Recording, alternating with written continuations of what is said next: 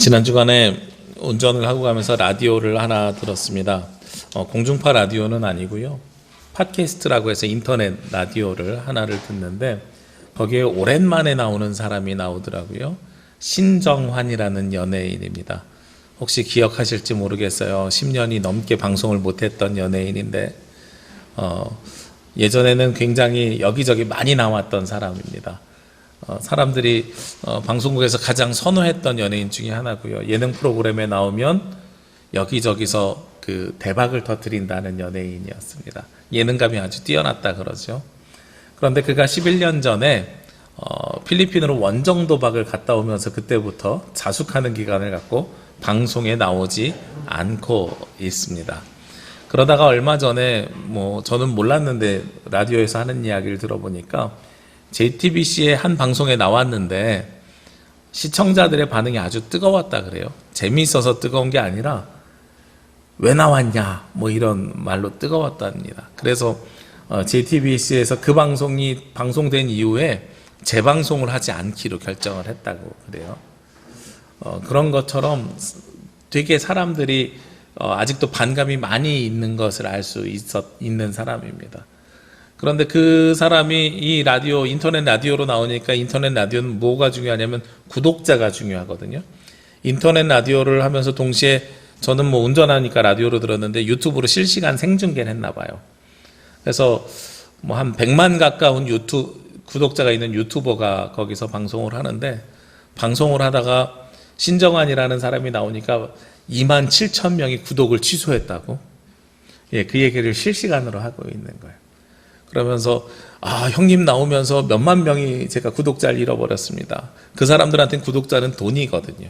그 구독자 수대로 페이가 나오니까 돈인데 그걸 잃어버렸습니다. 이런 농담들을 쭉 찍어봤습니다. 근데 제가 그걸 보면서요 몇 가지 생각이 교차했습니다. 굉장히 조심스럽게 이 신정환이라는 연예인이 말을 하더란 말이에요. 제가 자숙하고 있고요. 모든 것이 저의 불찰이고요. 책임이고요. 이런 이야기들을 끊임없이 이야기마다 해요. 옛날에 왜 도박을 했습니까? 이런 짓궂은 농담에도 굉장히 신중하고 진지하게 대답을 하는데 그런데 사람들이 그 밑에 댓글을 달한 걸 보니까요. 운전 중이니까 제가 댓글을 못 보잖아요. 그 진행자가 댓글을 읽어주는 거예요. 그 진행자에게 저 신정환 안내 보내면 내가 나갑니다. 부터 시작해가지고 자숙합니다. 어쩌고 저쩌고 이야기를 했더니 진정성이 없어 보입니다. 그렇게 겉으로만 사과하지 마세요. 당신은 그래도 나쁜 사람입니다. 끊임없이 이런 댓글들이 달리고 있나 봐요. 제가 그걸 보면서 그런 생각이 들었습니다. 우리 같은 사람은 누군가가 뭐라고 한마디만 해도 불편하잖아요. 사실 싫은 소리 한마디 하는 게 불편하잖아요. 싫은 소리 한마디 하는 것이 불편한데 이렇게 많은 댓글을 들으면서 살아가는 것이 참 쉽지 않겠구나. 힘들겠구나. 저 사람이 지은 죄가 감옥까지 갔다 왔는데 감옥까지 갔다 와서도 계속해서 끊임없이 이렇게 사람들로부터 지적을 받으면서 이야기를 들으면서 방송을 못하는 커다란 죄인가. 심지어 11년이 넘도록 방송에 못 나왔으니까 먹고 사는 것이 어려운 상태잖아요. 나중에 짓궂게 진행자가 물어봐요. 형님 그래서 먹고 사는 거 뭐 먹고 삽니까? 유명한 형님들 차 운전해 주기도 하고 코로나 이전에는 그래도 방송은 못 나가도 행사에 나가서 이렇게 사회도 보고 뭐도 했는데 그것도 못해서 요즘은 운전도 하고 어쩌고 저쩌고 이런 이야기들을 해요. 참 쉽지 않겠구나. 제가 우리 교회 앞에 그 클린하우스가 있잖아요. 클린하우스가 있고 제가 쓰레기를 버리러 가면 여기서 도와주시는 어르신들이 제가 남부교회에서 살고 있고 거기 목사들 다 알고 있기 때문에 쓰레기를 굉장히 신경 써서 버립니다. 그래서 종이 쓰레기 같은 경우는요 무슨 택배 오면 스카치 테이프 다 떼어가지고 이렇게 다 접어가지고 저희 집에 종이 쓰레기 담는 박스에다가 딱 넣어서 가져가서 싹 부어버려요. 근데 어느 날은 하루 이렇게 쓰레기를 차곡차곡 저는 나름대로 잘 가져갔다고 생각했는데 어르신이 막 뭐라고 하는 거예요. 쓰레기 그렇게 버리면 어떡하냐고. 그래서 어르신 그러면 어떻게 버려야 되는데 그랬더니 규칙에 보면 종이에 노끈으로 묶어가지고 이렇게 내야 된다는 거예요. 아니 그 노끈은 재활용 안 되지 않습니까? 그랬더니 사람들이 똑바로 안 버려갖고 얼마나 힘든지 아냐고. 그러면서 당신 앞에 왔던 사람도 그냥 대충 버리고 와서 그렇다고. 제가 가만히 듣고 보니까 제가 잘못 버린다는 얘기가 아니라 제 앞에 버린 사람한테 화가 난 걸 저한테 화풀이를 하시는 거더라고요. 근데 사실 좀 불쾌한 거예요. 불쾌해가지고 그 다음부터는 언제 정리를 하냐면 우리 교회 예배당 준비를 하고 정리를 하잖아요. 우리 청소를 하고 가셔도 쓰레기는 제가 버리는데 쓰레기를 제가 언제 버리냐면 토요일날 밤 10시에 나오기 시작해요. 그 어르신이 사라진 다음에 그 소리 듣고 싶지 않아가지고 어르신이 퇴근하신 다음에 제가 쓰레기를 버리는 거예요. 이게 어떤 마음들이냐면 사람들이 누군가로부터 불편한 소리, 싫은 소리를 듣고 싶지 않은 마음이 우리에게 누군가에게 다 있는 거죠. 그리고 아까 말씀드렸던 그 신정한이라는 그 연예인은 그것을 지금 11년째 들으면서 살아오고 있더라. 이걸 같이 생각을 해보니까 연예인들이 굉장히 힘든 직업이구나. 그리고 가끔 댓글 때문에 자살한다는 것이 어떤 뜻이겠구나라는 것이 이해는 되더라고요. 이해는 되고 우리가 그런 마음이겠구나 하는 생각을 해보게 됩니다. 오늘 성경에 보면 14절에 사도 바울이 고린도 교회를 향해서 이렇게 말씀이 시작이 됩니다. 내가 너희를 부끄럽게 하려고 이것을 쓰는 것이 아니라 하고 이렇게 말씀이 시작이 돼요. 사도 바울이 고린도를 향해서 편지를 쓰면서 여러 이야기를 할 것인데 그게 부끄럽게 하려고 하는 것이 아니다라는 거예요. 고린도전서 앞에 1, 2, 3장에 보면은 당파 싸움이나 파벌 싸움에 대해서 이야기를 하잖아요. 그런데 사실 이거는 약과입니다. 앞으로 5장 이후에 사도 바울이 고린도 교회를 향해서 하는 이야기가요. 무엇을 이야기하냐면 고린도 교회가 잘못하고 있었던 신앙적이지 않았던 그리고 하나님 말씀에 바르지 않았던 여러 이야기들을 쭉 해나갈 거거든요. 그 이야기들을 해나갈 것인데 그에 앞서서 사도 바울이 먼저 전제를 하는 거예요. 너희들을 부끄럽게 하려고 이것을 쓰는 것이 아니다. 우리가 언제 말씀에 부끄러워하는지 기억하십니까? 보통 사람들이 성경을 읽으면서 말씀을 들으면서 혹은 말씀을 읽으면서 부끄럽게 되는 경우들이 있는데요. 언제 부끄러워하냐면 자신의 죄가 드러날 때예요. 성경에 보면 창세기에 하나님께서 에덴 동산을 만드시고요. 아담과 하와를 지으셨거든요. 아담과 하와가 잘 살았어요. 둘이서 살면서 행복하고 즐겁게 살다가 어느 날 갑자기 부끄러움을 알고 옷을 만들어서 나뭇잎으로 몸을 가리고 나오기 시작합니다. 그 사람들이 부끄러움을 아는 것은 무엇 때문에 그래요? 선악과를 먹었기 때문에 부끄러움을 알게 되었다고 우리가 생각하는데 사실은 선악과 자체를 먹어서가 아니라 하나님께서 먹지 말라는 것을 먹고 그로 인해서 본인이 무엇을 아는 거예요? 하나님께서 아담아 하고 불렀을 때에 내 죄를 알게 된 것이고 내가 부끄러운 것을 알게 되는 거예요. 그래서 몸을 가리기 시작하는 겁니다. 옷을 안 입고 있어서 창피한 것이 아니고 그 말씀 속에 있는 본질은 우리가 죄를 짓기 이전과 죄를 지은 후인 거예요. 하나님의 말씀에 순종해서 사는 것과 순종해서 살지 않은 것의 차이입니다. 하나님의 말씀에 따르지 않았기 때문에 그때부터 사람들이 무엇을 하기 시작했냐면 부끄러움을 알게 되는 거예요. 오늘 성경을 통해서 우리가 다음 주부터 5장부터 쭉 읽어나가는데요. 어려운 일들, 우리에게 부끄러운 일들을 계속해서 드러냅니다. 그런데 그 부끄러운 일들을 드러내는 것이 정죄하려고 너 잘못했다고 이렇게 비난하려고 이렇게 드러내는 것이 아니고요. 어떤 마음으로 이것들을 다 이야기를 하느냐? 14절 중반 이후에 보면 오직 너희를 내 사랑하는 자녀같이 권하려 하는 것이라. 자녀에게 이야기하는 것처럼 사랑하는 사람에게 권하려고 하는 것이다 라는 거예요. 이 두 가지가 차이가 있는 거죠. 잘 생각해 보시자고요. 여러분 가정에서 자녀들에게 자꾸 이야기를 하잖아요. 어떤 말들을 해요? 잔소리 같은 거 하죠. 그게 너 잘못했어 창피 한번 당해봐야 돼 이런 마음으로 부모가 자녀에게 잔소리합니까? 아니잖아요. 아니라고요. 우리가 자녀에게 잔소리하는 이유는 그 아이가 온전하게 자라가지고 온전한 인격으로 살기를 원하는 마음으로 자꾸 이야기를 하는 겁니다. 잘못된 것들을 이야기하는 거예요. 오늘 사도 바울도 그런 마음으로 이 고린도 교회에 편지를 쓰면서 하나님의 말씀을 전하고 있노라 라고 이야기하는 겁니다. 저희 가정에 두 아들이 있거든요. 제가 일부 때는 실명을 이야기하지 못했어요. 어느 아들이라고.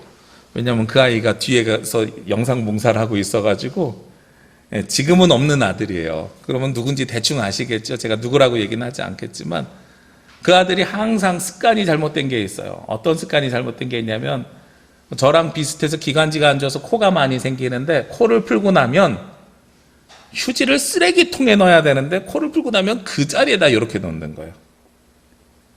그러다 보니까 조금만 있다 가면은 수북하게 휴지가 이렇게 쌓여 있기도 해요, 책상에. 그럼 부모된 입장에서 뭐라고 이야기해야 돼요? 쓰레기를 버려라. 휴지를 쓰레기통에 버려라. 처음엔 버려줬는데 요즘은 제가 손이 없어서 버리라고 말하는 게 아니라 습관을 고칠 때까지 이야기해봐야 되겠다. 버려라 그랬는데 지금도 그대로 해요. 한 1년 정도 버려라 버려라 해도 그대로 놓고 있어요. 근데 그 버리라고 이야기하는 것이 너 잘못했어, 부끄러워야 돼, 정죄받아야 돼, 이런 마음으로 합니까? 아니죠. 아이가 밖에 나가서도 그 습관을 가질까 봐 걱정하면서 하는 이야기인 거예요. 습관이 변해야 되고 삶이 변해야 되거든요. 쓰레기는 쓰레기통에 넣어야 되고 내 삶의 주변은 항상 깔끔하게 정리를 해야 되고, 그런 것들을 바라고 있는 부모의 마음이 그 안에 들어가 있다는 겁니다. 그러니까 지난주에도 평가는 할 수 있지만 정죄하지 말라고 제가 말씀드렸잖아요. 그런 것처럼 사도 바울이 고린도 교회에다가 이 말씀을 쓰고 기록하는 이유가 우리의 잘못된 것, 부끄러운 부분들을 드러내서 정죄하려고 하는 것이 아니라 그것을 수정하고 교정해서 온전케 하기를 원하는 마음이라는 거예요. 디모데후서 3장 16절에 보면 하나님께서 우리에게 성경을 허락하신 이유가 그리스도의 사람으로 온전케 하려 함이라, 이렇게 말씀하고 있거든요. 우리가 온전한 그리스도인으로 성장할 수 있도록 이 말씀을 기록하고 이 말씀을 우리에게 주고 계시다 하는 겁니다. 그러면서 사도 바울이 다시 한번 강조합니다. 내가 아버지의 마음으로 너희들에게 이런 이야기를 하노라라는 것을 15절에 한 번 더 강조해요. 그리스도 안에서 1만 스승이 있으되 아버지는 많지 아니하니 그리스도 예수 안에서 내가 복음으로써 너희를 낳았습니다. 스승은 1만 명이 있다는 겁니다. 지식을 가르쳐 줄 수 있는 사람은 많이 있는데 너를 진짜로 온전하게 해주는 사람은 없어. 왜냐하면 내가 너희를 복음으로 낳았기 때문에 내가 너희를 아버지와 같은 마음으로 지금 말씀을 전하고 있는 거야 라고 말하는 거죠. 그러면서 사도 바울은 본인이 갈 수 없으니 누구를 보내냐면 디모데라는 대리자를 보냅니다. 오늘 17절 말씀에 보면 이로 말미암아 내가 주 안에서 내 사랑하고 신실한 아들 디모데를 너희에게 보내었으니 하고 말씀하고 있어요. 고린도 교회가 어떤 상황이었죠? 나는 바울파야, 난 아볼로파야, 난 게바파야, 난 그리스도파야, 당파 싸움하고 있는 지역이에요.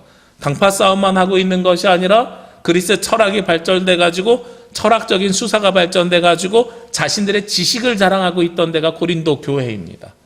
그러다 보니까 무엇이 사라졌다고 사도 바울은 판단하고 있냐면 하나님의 말씀의 본질이 사라졌다고 판단해서 안 되겠다. 성도들끼리 모여서 있는 이 교회 공동체가 가지고 있는 한계가 있구나. 그러니 내가 목회자를 파송해야 되겠다. 이런 마음으로 디모데를 보내는 거예요. 하나님께서 남부교회에 저를 보내신 이유가 아마 같은 마음이실 거라고 저는 미루어 짐작합니다. 우리끼리 있으면 하나님의 말씀을 보지만 하나님의 말씀을 자의적으로 해석하거나 혹은 하나님의 말씀을 내버려 두고 세상의 규칙들을 가지고 와서 그 규칙대로 이 이야기들을 해나가게 되면 그러면 나중에 어떻게 돼요? 우리가 하나님의 본질을 찾지 못하고 하나님께서 세우신 교회 공동체가 아니라 세상의 친목단체로 변질될 수 있거든요. 그러니까 그렇게 하지 않기 위해서 디모데를 오늘 고린도 교회에다 보내는 겁니다. 하나님께서 영적인 지도자를 세우는 겁니다. 그러면서 17절 이후에 보면 그가 너희로 하여금 그리스도 예수 안에서 나의 행사 곧 내가 각 교회에서 가르치는 것을 생각나게 하리라. 하나님께서 그리고 오늘 사도 바울이 디모데를 고린도 교회에 보내는 이유가 무엇이라고요? 이미 전한 말씀이 생각나게 하려 함이라 하고 말씀하고 있어요. 여기 계신 분들은요, 대부분 다 세례를 받으신 분들입니다. 제가 개인적으로 고백하는 신앙은 우리가 예수 그리스도가 나의 구원자라는 이 고백이, 그래서 예수 그리스도가 나를 위해서 십자가에 달려 죽으셨다는 이 고백이 우리의 신앙에 있어서 가장 중요한 고백이거든요. 그런데 그 고백을 우리 성도들이 언제 가장 열심히 할까 생각을 해보면 세례 받을 때예요. 여러분들은 이미 세례를 받으셨다는 것은 그 고백을 이미 하셨다는 겁니다. 그런데 우리가 이미 그 고백을 했는데 그 뒤로 자꾸 그것을 망각하고 잊어버리고 살아가고 있는 거예요. 그래서 오늘도 주일날 예배를 드리면서 설교를 통해서 말씀을 통해서 그것을 다시 한번 일깨우고 생각나게 하는 겁니다. 디모데를 보내는 이유도 거기에 있는 겁니다. 고린도 교회 상황을 보시자고요. 사도 바울이 이미 사도행전 18장에 보니까 복음을 전했어요. 1년 반 동안 거기서 거했다고 말씀하고 있습니다. 사도 바울이 고린도 교회에서 있으면서 고린도 사람들에게 말씀을 전했거든요. 그리고 지금은 떠나 있는 상태예요. 고린도 교회 사람들이 복음을 안 들었을까요? 들었을까요? 이미 들은 겁니다.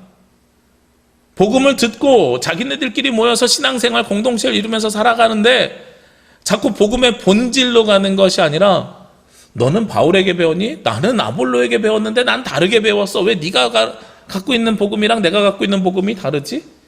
지금처럼 심지어 성경책이 있던 때가 아니라 구전으로 말씀이 전해지던 때니까 왜 너랑 나랑 다르지? 야야 게바는 베드로는 또 달라. 그러니까 자꾸 파벌이 생기는 거거든요. 이걸 정리해야 되는 거예요. 그래서 디모데를 보냈고 디모데를 통해서 무엇이 생각나게 하려고 하는 것이냐면 바울이 처음으로 고린도 교회에 전했던 복음, 하나님의 말씀이 생각나게 하려고 하는 거죠. 우리가 매주 주일날 모여서 예배드리는 이유가 무엇이냐? 바로 그 복음이 생각나게 하려고, 내가 처음 세례받을 때 그 뜨거움이 생각나게 하려고 우리가 매주 모여서 예배를 드리는 겁니다. 제가 아까 세례를 받을 때 우리는 대부분 가장 뜨겁다고 말씀을 드렸잖아요. 가장 뜨거운 상태에서 예수 그리스도를 나의 구원자라고 고백하는 것이 세례라는 겁니다. 근데 제가 신뢰하지 않는 세례가 사실 하나 있어요. 군대에서 받는 세례예요. 저도 군종병으로 있으면서 저희 신교대 800명 중에 700명에게 세례를 주는 행사를 진행한 적이 있는데 그땐 제가 안수를 받지 않았으니까 제가 세례를 할 수는 없죠. 그런데 그 행사를 준비하는데 그 행사를 준비하다 보면 참 세례가 값없이 나눠져요. 정말로. 800명 중에 어떻게 700명이나 세례를 받을 수 있습니까? 이게 말이 안 되는 거거든요. 이게 밖에 나와가지고요. 세상에서 이야기하면 이거 말이 안 되는 세례 인원입니다. 학교에서 학생들에게 세례 받으라고 이야기하면 전교생 500명 중에 800명 중에 700명은 최소한 450명은 세례를 받아야 되는데 그게 가능하겠냐고요. 불가능한 일이에요. 근데 군에선 가능해요. 왜 가능하냐면 저희 같은 군종병들은 그 세례를 초코파이 세례라 그러거든요. 절이나 천주교에서 초코파이 하나 줄 때 2개 주니까, 이거 옛날 어른들이 하신 말씀이고요. 저도 이미 군 생활한 지 20년이 지났는데 20년 전에는 어떻게 변했었냐면 신교대 군종병이 그렇게 광고합니다. 다음 주에 혹은 다다음 주에 세례가 있는데 신청하라. 세례를 받으면 여러분 군 생활할 때 꼭 필요한 손톱깎이 세트 줄 거야. 일단 이걸로 꼬셔요. 그 다음에 두 번째로 뭘로 꼬시냐면 보통 때는 초코파이 나눠주지, 그런데 세례 받을 때는 햄버거 줘. 그것도 롯데리아 햄버거 줄 거야. 제가 그래서 군종병 하면서 동두천 롯데리아랑 의정부 롯데리아를 열심히 다녔어요. 거기에 아주 우수 고객이에요. 가면 기다리는 동안에 햄버거 하나씩을 그냥 줘요. 한 번 가면 700개씩 제가 주문하니까 햄버거 700개요? 선생님 그럼 다음 주 목요일까지 언제까지 준비해야 돼요? 다음 주 무슨 요일까지? 이렇게 하거든요. 그리고 또 하나 주는 게 있어요. 겨울에는 좀 덜한데 여름에는요, 너네 덥지? 콜라 줄 거야. 훈련소 때는 여름에도 따뜻한 물 먹이거든요. 근데 거기서 콜라 준다니까 막 사람들이 모여요. 그래서 여름에 세례받는 비율이 높아요. 그리고 마지막으로 결정적으로 한 방을 이렇게 탁 칩니다. 어떻게 치냐면 세례를 주는데 그냥 목사님들이 하는 게 아니라 서울에 있는 큰 교회 청년부가 와서 그날 찬양 인도해. 여자 청년들 나와. 그러면 갑자기 세례받는 인원들이 급증해요. 네. 그래서 700명씩 세례를 줍니다. 우리 교회에서는 세례를 줄 때 4주간의 교육기간을 거칩니다. 그 4주간의 교육기간을 어떻게 구성했냐면 삼위일체 하나님을 고백하게 하고, 그리고 기독교의 기본교리인 성경이 무엇인지, 그리고 하나님 나라가 무엇인지, 말씀이 무엇인지를 알게 하고, 그리고 우리가 고백하는 주기도문과 사도신경의 뜻을 알려드립니다. 그렇게 세례교육을 하고 있어요. 초대교회는 세례를 받는데 얼마나 걸렸을까요? 초대교회는 최소한 오늘 사도 바울이 고린도 교회 편지를 쓰던 이 시절에는 최소한 6개월에서 많게는 1년 6개월 정도의 기간이 걸쳐서 세례 교육을 받는다 그래요. 그런데 그때 받는 세례 교육은 지금 우리가 받는 세례 교육이랑 다릅니다. 뭐가 다르냐면 첫 번째 가장 중요한 것이, 그때는 세례를 받았다고 하면 그리스도인이 되는 것이고, 그리스도인이 됐다고 하면 로마 군인으로부터 핍박을 받을 수 있는 거예요.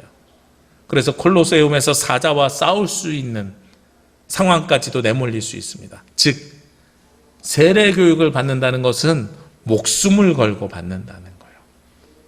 그러면서도 6개월 내지 1년 반 동안 그 교육을 받는 것이 그때 세례입니다. 그러니까 그 기간 동안에 세례를 받으면은요, 이미 어떻게 됐다는 거예요? 복음의 진수를 다 깨닫고 복음의 본질을 알고 예수님이 나의 구원자임을 이미 고백하는데 내 목숨과도 받고 썼을 만큼 고백한 것이 오늘 초대교회 사람들의 모양과 모습인 거예요. 그러니까 새로 뭘 전하는 것이 아니라 이미 복음을 들은 사람이고 말씀을 들은 사람들이라는 겁니다. 저는 아까 제가 군 세례를 신뢰하지 않는다 그랬잖아요. 군에서 세례받은 분들이 계시다고 하면 제가 그분들에게 항상 권하는 게 있습니다. 뭐라고 권하냐면 세례를 2번 줄 수는 없거든요.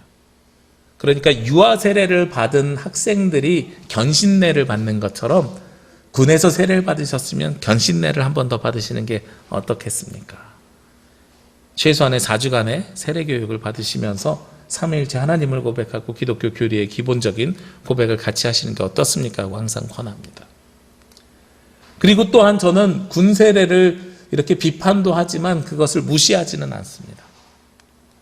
왜냐하면 800명 중에 700명이라는 거는요, 교회를 안 다니는 수없이 많은 사람들이 교회 다니면 이런 이야기를 전한대 하는 것을 2차 누군가에게 전해 듣다가요, 예배당에 와서 처음 듣는 시간이 될 수도 있는 거예요. 복음이 그들에게 증거되고 전해지는 시간이고 복음의 씨앗이 뿌려지는 시간이에요. 그러니까 특히 세례를 받을 때 목사님들이 대부분 예수님의 십자가의 은혜를 항상 설교하시거든요. 그러니까 그 시간이 굉장히 귀한 시간이에요. 다만 우리가 말씀으로 양육받지 못하고 깨달음 없이 받는 것이 안타까운 시간인 거죠. 그래서 그때 복음이 증거된 사람들이 나중에 다시 회개하거나 혹은 다시 예수님을 알기 원해서 견신례 교육을 받고 다시 견신례 절차를 밟으면 저는 굉장히 귀한 일이 된다고 생각을 합니다. 오늘 사도 바울이 고린도 교회 사람들에게 내가 너희들과 1년 반 동안 있으면서 이미 복음을 전했는데 그런데 너희들이 자꾸 그 복음에 따라서 살지 않고 다른 이야기들을 하고 있어.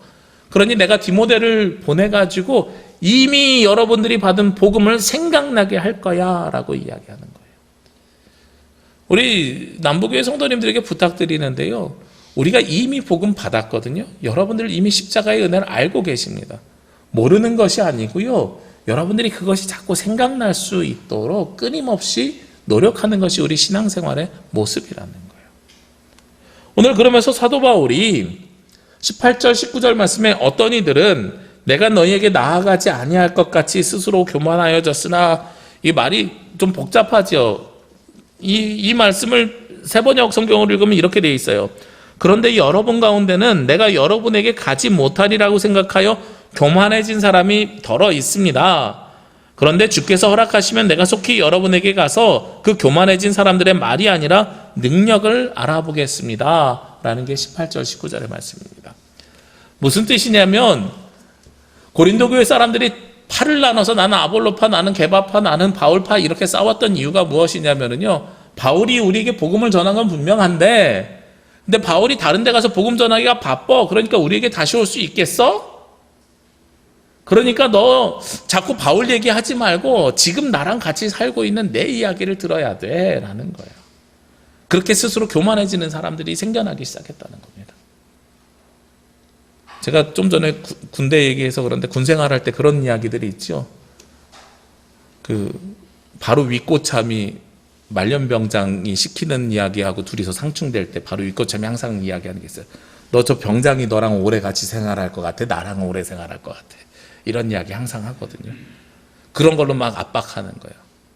가까이 있는 사람이 너랑 더 오래 살아. 그러니까 너 내 말 들어야 돼. 이 이야기인 겁니다. 제가 군종병 할 때 이미 부대에 갔더니 저희 한신대학교 신학과 2년 후배가 지금 강경에서 목회하고 있는 목사님이 이미 상병으로 있었어요. 근데 자기보다 2년 선배가, 그것도 본인은 학교를 다니다 왔고 저는 목사고시를 치다 왔으니까 그 군종병이 얼마나 부담스럽겠어요. 군종 목사님이 불러다가 그 먼저 있었던 군종병도 여성진이라는 군종병인데, 여성진 군종이 이성진 이렇게 신병을 안 받아도 괜찮다. 너 불편하면, 너보다 나이도 많고 같은 학교 선배고 같은 공간에서 생활하기 불편하니까 안 받아도 된다. 이렇게 이야기를 했대요. 너한테 선택권 줄게. 제가 생각해봐도 선배가 같은 부대에서 같이 군종병하면 되게 불편할 것 같잖아요. 근데 목사님이 맨 뒤에 한마디 더 하셨대요. 근데 잘 생각해. 군생활은 짧고 목회는 평생이야. 이거 알면 너 나중에 제대하고서 목회하면서 계속 괴롭힘 당할 수도 있어. 이런 이야기랑 비슷한 이야기예요. 고린도 교회에 있는 사람들이 바울은 멀리 있어서 우리에게 복음을 전했을지 몰라도 바울은 멀리 있어서 우리를 상관할 수가 없어. 그러니까 내 말 들어. 근데 내 말 들으라고 하는 사람이 하나님 나라의 능력을 이야기해야 되는데 무엇을 이야기하냐면 자기의 이야기를 하는 거예요. 하나님의 말씀에 근거한 이야기를 해야 되는데 자기 생각의 이야기를 하는 겁니다. 그것을 오늘 성경에서는 뭐라고 이야기하고 있냐면 교만한 사람의 말이라고 이야기하는 거예요. 하나님은 사라졌고 내 뜻과 내 의지만 남아있는 사람, 그 사람이 바로 교만한 사람이고 그 말을 자꾸 이야기한다는 거죠. 그래서 누구를 파송하는 거예요? 목회자인 디모데를 파송하는 겁니다. 그래서 우리가 주일날 신학교육을 받은 목회자의 말씀을 들어야 되는 이유가 바로 거기에 있는 겁니다. 그러지 않으면 자꾸 하다가 어떤 이야기가 생겨요? 내 인생에, 내 삶에, 내 경험에 의하면으로 바뀌게 되는 거예요. 제가 다녔던 경동교회가 이제 목사님이 내년 4월에 은퇴하십니다. 그래서 후임 목회자를 지금 이렇게 청빙하는 과정이 있었고, 지난주에 공동회가 끝나고 이렇게 좋은 목사님을 모시는 것 같아요. 근데 이제 그 과정 속에서 친구들이 저에게 자꾸 전화가 오는 거예요. 야, 근데 직장이랑 목사님들이 좀 다른 것 같아. 다르죠? 우리 회사에서는 이렇게 하는데 그게 맞아? 맞아. 교회에선 그렇게 하는 게 맞아. 모든 기준이 본인 직장으로 이야기를 하더라고요. 여러 가지 이야기를 해가지고 제가 뭐라고 특별하게 모르겠는데 딱 기억 남는 말이 그거예요. 야, 회사에선 이렇게 하는데 교회에선 이렇게 하는 게 맞아? 투표하는 절차나 방법 이런 것들 이야기하는 것 같아요. 회사에선 이렇게 하는데 이사회에선 이렇게 하는데 교회는 이사회가 아니야. 제가 계속했던 이야기가 회사랑 달라. 교회는 이사회가 아니야. 이런 이야기들만 계속했던 것 같아요. 우리는 항상 무엇을 기준으로 이야기하냐면 내 삶의 기준으로 이야기를 하고 내 삶의 기준으로 판단할 수밖에 없어요. 잘못된 게 아니에요. 그게 맞는 거예요. 그런데 교회 안에서는 그것을 주장하기 시작하면 그때부터 무엇이 생기냐면 분쟁과 다툼과 시기가 생겨나게 되는 거죠. 교회에선 누가 기준이 되셔야 돼요? 하나님의 말씀이 기준이 되어야 된다니까요. 오늘 고린도 교회가 그러고 있는 것에 대해서 사도 바울이 걱정하면서 하는 이야기입니다. 그러면서 오늘 유명한 말씀을 합니다. 20절 말씀에요. 하나님의 나라는 말에 있지 아니하고 오직 능력에 있습니다. 우리가 이 말씀을 보통 어떻게 해석하냐면 하나님의 나라는 말에 있지 아니하고 너 말로만 하는 신앙생활 하지 말고 능력에 있음이라 실천하는 신앙생활에 우리가 보통 이렇게 이야기를 해요. 그런데 이 말씀의 본질적인 뜻은 그게 아니라 하나님의 나라는 말 앞에 무엇이 생략되어 있냐면 교만한 자의 말에 있지 아니하고, 왜냐하면 그 앞에 있는 18절과 19절에 보면 교만한 자들의 말이라는 표현이 계속 있잖아요. 여기서 교만한 자들의 말은 복음을 근거로 이야기하는 것이 아니라 그리스 철학과 자기가 가지고 있는 환경과 지식을 가지고 하나님보다 내가 앞서는 삶을 살고 있는 사람들의 모습인 거거든요. 그래서 하나님의 말씀에 따라서 사는 것이 아니라 내 생각대로 살아가는 사람 혹은 나의 사회적인 경험에 따라서 교회 공동체 이야기하는 사람들의 말에 있는 것이 아니라 하나님의 능력에 있노라. 이 하나님의 능력은 실천하는 삶만 이야기하는 것이 아니고 이미 우리가 경험한 하나님께 있다는 거예요. 오늘 사도 바울이 앞에 16절 말씀에 무엇을 이야기하냐면 내가 너희에게 권하노니 너희는 나를 본받는 자가 되라 이렇게 이야기하고 있거든요. 사도 바울이 자기가 지식이 뛰어나고 내가 신령하고 내가 영적으로 거룩하고 그러니까 나를 본받는 자가 되라 이렇게 이야기하는 게 아닙니다. 사도 바울이 나를 본받는 자가 되라 라고 이야기하는 것은 딱 한 가지입니다. 나는 누구를 경험한 사람이냐면 예수 그리스도를 경험한 사람이야. 그것이 하나님의 능력이야. 나는 하나님의 능력을 경험했어. 너희들도 나처럼 하나님의 능력을 경험했으면 좋겠어 라고 이야기하는 거예요. 앞에 당파 싸움할 때 바울파, 아볼로파 그 다음에 누가 나왔지요? 게바파가 나왔죠. 사도 바울이요, 게바가 누구냐면 베드로거든요. 베드로랑 비교할 때 사도 바울이 본인이 사도 바울이 게바보다 베드로보다 예수님으로부터 들은 지식이나 예수님과 함께한 신앙생활의 연륜이나 이런 것들이 굉장히 부족합니다. 그래서 예수님의 직제자라고 하는 12제자가요 사도 바울을 굉장히 무시했어요. 그래서 갈라디아서 2장에 보면 사도 바울이 디도를 데리고 밥 먹으러 예루살렘 회의에 참석했는데 베드로, 야고보, 요한이 탁 치고 일어나요. 나는 이방인과 밥 먹을 수 없어. 그러면서 논쟁이 벌어지는데 누가 너를 사도라 그랬어? 사도는 예수님의 직제자 12명밖에 없어. 이러면서 싸움이 있었어요. 논쟁이 있었어요. 그러다가 사도 바울이 복음의 본질을 가지고 반박했더니 나중에 어떻게 끝나냐면 둘이서 악수를 하면서 같이 식탁의 교제를 이어갑니다. 그러니까 정통성에서 무시를 당했던 것이 사도 바울이었고요. 그래서 게바파가 있었을 수도 있어요. 그런데 이 베드로도 경험을 했고 사도 바울도 무엇으로 이야기를 했냐면 사도행전 9장에서 다메섹 도상에서 예수님을 사도 바울이 만나거든요. 베드로야, 너만 예수님 만났냐? 나도 예수님 만났다? 네가 만난 예수님은 예수님이 십자가에 달리기 전에 살아있을 때 만난 예수님이라면 나는 사도행전 9장에서 다메섹 도상에서 살아계신 예수님, 십자가에 달려서 부활하신 예수님을 나도 만났어. 나도 그 은혜가 있어. 나도 그 능력이 우리 가운데 임하고 있는 거야 라고 말씀하고 있는 거예요.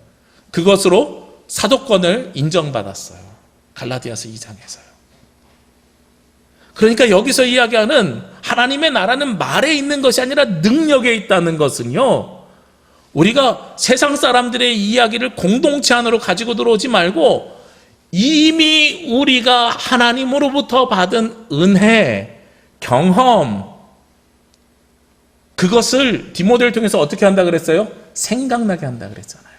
우리가 생각해내고 그리고 그것을 드러내는 것이 바로 하나님의 나라의 삶을 살아가는 것이다 라는 거예요. 지난 주간에요, 제가 참 좋아하고 존경하는 선배님이 돌아가셨습니다.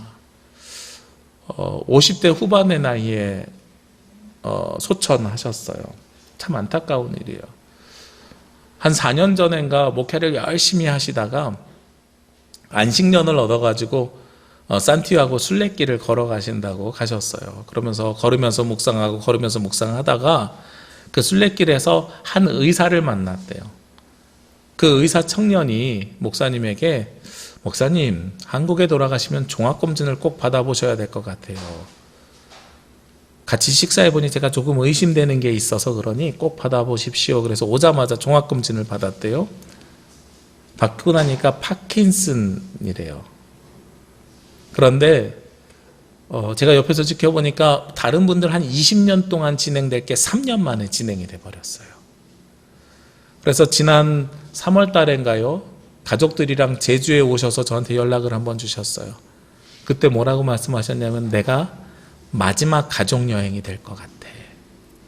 차에서 타고 내리면서도 끊임없이 넘어지시는 거예요. 식사도 잘 못하시더라고요. 근데 그래도 건강하게 계시겠지 이러고 있었는데 명절 지나자마자 갑자기 폐혈증이 오고 내장기관이 잘 안 움직이니까 쇼크사로 돌아가셨어요. 근데 이 목사님에게 제가 각별한 이유 중에 하나는 지금부터 정확하게 20년 전입니다. 2001년도에요. 제가 그 목사님 차를 운전하고 목사님이 제 옆에 타시고 부산으로 교회 일 때문에 내려가다가 고속도로에서 교통사고가 난 적이 있어요. 제가 여러분에게 여러 번 말씀드렸을 겁니다. 음주운전한 차가 중앙분리대를 받고 그 중앙분리대가 넘어지면서 저는 그 중앙분리대랑 부딪히고 차를 갓길에 세웠는데 제 뒤에서 오던 화물차 트럭이 자동차를 실어 나르던 트럭이 중앙분리대를 피하려고 핸들을 꺾어서 제 뒤를 갖다 박은 거예요. 어느 정도가 그랬냐면 차가 폐차됐는데 이렇게 손으로 만져보면 트럭이 만져질 만큼 쭉 밀고 들어왔어요. 거의 죽을 뻔한 상황이죠. 그리고 그 목사님이랑 둘이서 병원에 한 달 넘게 입원해 있었습니다. 그때 입원해 있을 때 목사님이 주셨던 말씀이 굉장히 기억에 가슴속에 남거든요. 그때 제가 전도사였는데 이 전도사 우리 죽음을 경험했는데 앞으로 우리가 살아가는 삶은 덤으로 사는 삶이야. 이미 죽어야 마땅한 건데 사람들은 우리 보고 다 죽었다고 했는데 우리가 이렇게 살아났잖아. 이제 우리가 사는 삶은 덤으로 사는 삶이야. 그러니까 하나님 나라를 위해서 열심히 사역해야 돼. 이러셨거든요. 그리고 딱 20년 만에 목사님 먼저 가셨어요. 제가 그 시절이 다시 생각이 났습니다. 그래, 나 지금 덤으로 살고 있는데 하나님의 능력을 내가 20년 전에 경험했는데 죽어야 되는 나를 하나님께서 다시 살리신 그 능력을 내가 경험했는데 그게 다시 생각나는 거예요.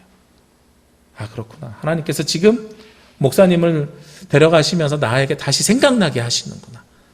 그럼 내가 다시 그 마음을 붙잡고 다시 그때 심정으로 하나님 나라를 위해서 다시 살아야 되겠구나. 이게 하나님께서 우리에게 말씀을 주시는 이유입니다. 여러분도요, 여러분들이 생각하지 않으셔서 그렇지 생각해 보시면 이미 많은 하나님의 능력이 여러분 가운데 이미 임하셨습니다. 우리가 이 하나님 나라를 천국이라고 하지 않고 하나님 나라라고 하는 이유가 있어요. 저는 천국이라는 표현보다 하나님 나라라는 표현을 훨씬 더 좋아하거든요. 천국이라는 표현은 하늘과 땅을 구별합니다. 그래서 죽음 이후의 삶과 지금 이 생에서의 삶 이렇게 두 개를 구별해요. 그런데 하나님 나라는요, 하나님이 통치하시는 나라라서 우리가 죽음 이후에 가는 나라가 아니라 이 땅에서 이미 시작한 나라예요. 예수님이 2000년 전에 이 땅에 오심을 통해서 이미 시작된 나라예요. 어디에 그 증거가 있냐면 여러분들이 매주 고백하는 주기도문에 있습니다. 하늘에 계신 우리 아버지여 이름이 거룩히 여김을 받으시오며 나라가 임하시오며. 옛날엔 나라 이였죠. 이게 나라가, 이게 은는이가 국어가 문법이 완성되기 전에 만들어졌던 거라 지금 문법으로 하면 나라가 임하시오며고요. 헬라어 원어를 보면 나라가 우리에게 임하시오며예요. 뜻이 하늘에서 이루어진 것 같이 땅에서도 이루어지이다. 하나님의 뜻이 하늘에서 있는 것처럼 이 땅에서도 이루어지기를 원하는 것이 하나님의 나라입니다. 하나님의 나라는요, 이미 우리 가운데 임하였습니다. 이미 여러분 가운데 임하였습니다. 그리고 하나님 나라는 아직 완성되지 못했을 뿐이지 이미 그 땅에서 시작이 되었습니다. 언제 완성되나요? 우리가 이 땅에서 생을 마감하고 그 나라에 들어가면 하나님의 통치가, 혹은 이 땅이 하나님께서 치유하실 필요가 있다고 해서 예수 그리스도가 재림하시는 그때에 완성이 되는 거예요. 2000년 전에 시작된 나라가 지금 계속해서 만들어져 가고 있고요. 우리도 이미 그 하나님 나라를 경험했기 때문에 우리가 그 경험을 생각해내셔야 됩니다. 그 생각해내는 것이 주님 앞에 드리는 예배이고 우리가 읽는 말씀이고 듣는 말씀이라는 거예요. 아까도 말씀드렸지만 고린도전서 5장 이후에는요, 끊임없이 죄에 대한 이야기들을 합니다. 우리가 잘못하고 있는, 공동체가 잘못 저지르고 있는 이야기들에 대해서 이야기해요. 여러분들을 질책하거나요, 여러분들의 죄를 드러내가지고 정죄하기 위함이 아니고요, 하나님의 능력이 우리에게 이미 임했는데 왜 우리가 자꾸 교만한 자들의 말에 따라서 휘둘리는가에 대한 이야기입니다. 주시는 말씀에 우리가 죄책감을 갖거나 자책하라고 주신 말씀이 아니라 그 말씀대로 살면서 우리가 좌로나 우로나 치우치지 않냐고 온전하게 되라고 주신 말씀입니다. 그렇게 온전하게 되어야 우리의 인생이 어떻게 돼요? 여호수아 1장 8절 말씀해 보니까 형통하게 되거든요. 평탄하게 되거든요. 우리가 이번 한 주간 그리고 앞으로 몇 주 동안 이 고린도전서의 말씀이 계속 지속되는데요, 말씀을 들을 때마다 하나님의 능력을 생각해 내시기를 원합니다. 그리하여서 하나님께서 우리를 통해서 이루고자 하는 하나님 나라를 우리가 경험하고 고백하고 세워 가시기를 원합니다. 그렇게 쓰임받는 저와 여러분이 되시기를 주의 이름으로 기도합니다. 기도드리겠습니다. 거룩하시고 은혜로우신 아버지 하나님, 하나님의 나라가 이미 우리 가운데 임하고 하나님의 나라가 이미 예수 그리스도와 함께 시작되었음을 고백합니다. 우리가 예수 그리스도를 고백하는 순간 우리도 그 능력이 우리에게 임재하여 주셨음을 믿고 고백합니다. 아버지 하나님, 우리 성도들이 주님 앞에 나와 예배하며 하나님의 말씀을 볼 때마다 그 능력이 생각나게 하여 주옵시고 그 능력을 경험하게 하여 주옵시고 그 능력으로 말미암아 하나님 나라를 만들며 이루며 하나님 나라를 위해 쓰임받는 자녀들 되게 하여 주시옵소서. 이 모든 말씀 예수 그리스도의 이름으로 기도합니다. 아멘.